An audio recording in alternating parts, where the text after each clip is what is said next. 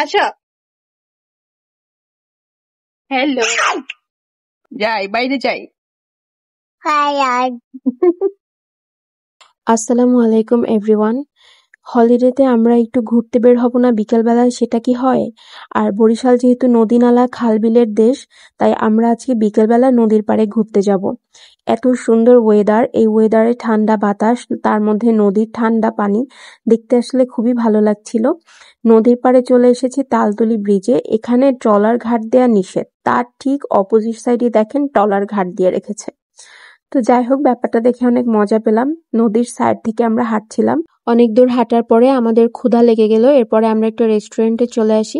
এখানে কিন্তু অনেকগুলো রেস্টুরেন্ট আছে, আমরা কম বেশি সবগুলাই খেয়েছি। সব থেকে যেটার খাবার ভালো লাগে আমরা সেটাই আজকে এসেছি। তো নদীর পাড়েই বসবো আমরা। আজকে ইরার চুলটা একটু ক্লিপ বেশি করে দিয়ে বেঁধে দিয়েছি। ও খুব চায় ওর চুলটা যেন আমি একটু স্টাইল করে বেঁধে দেই। তো মাশাল্লাহ, ওর চুলগুলো অনেক সুন্দর। তো এরপরে আমরা খাবার মেনু দেখে অর্ডার করে দিলাম। আর এদিকে আমার ছেলে কোথাও গেলেই বল আর গাড়ি দেখলে একদম এক্সাইটেড হয়ে যায়, তাই ওর বাবা ওকে একটা ছোট কার কিনে দিল, ও সেটা নিয়েই খেলা করছিল। চলে এসেছে খাবার, ইরার পছন্দের ফ্রেঞ্চ ফ্রাই। আমি কোথাও গেলে স্যুপটা একদমই মিস করি না। আর এই স্যুপটায় দেখলাম অনেক ইনগ্রিডিয়েন্টস দেওয়া ছিল। নদীর পাড়ে বসে এই টাইপ গরম স্যুপ খেতে অনেক ভালো লাগে আমার। এই নদীর পাড়ে যতগুলো রেস্টুরেন্ট আছে সব থেকে কাঁটা চামচের খাবারই আমার কাছে বেশি ভালো লেগেছে। তারপরে চলে আসলো গরম গরম কাটলেট, চিকেন কাটলেট। এটাও কিন্তু খেতে অনেক মজা ছিল, অনেক ক্রিস্পি ছিল।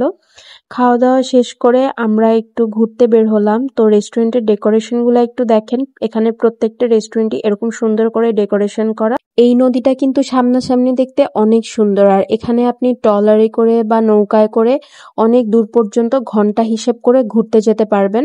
ফ্যামিলি সহ দেখলাম দলে দলে অনেকেই ঘুরতে যাচ্ছে। যেহেতু আমাদের বেবিরা ছোট, তাই আর রিস্ক নেই নাই। তো এরপরে হচ্ছে আর একটা রেস্টুরেন্টে চলে আসি। এখানে একটা খুব সুন্দর দোলনা ছিল, আমার ছেলেমেয়েরা একটু দোল খাবে। সন্ধ্যার পরে এই প্লেসটা দেখতে আরো সুন্দর লাগে, একদম আলো ঝলমলে একটা পরিবেশ। কিন্তু যেহেতু সন্ধ্যা হয়ে গেছে, আমাদের বাসায় যাবারও সময় হয়ে গেছে। সবাই ভালো থাকবেন, সুস্থ থাকবেন, আমার পেজের সাথেই থাকবেন। Thanks for watching.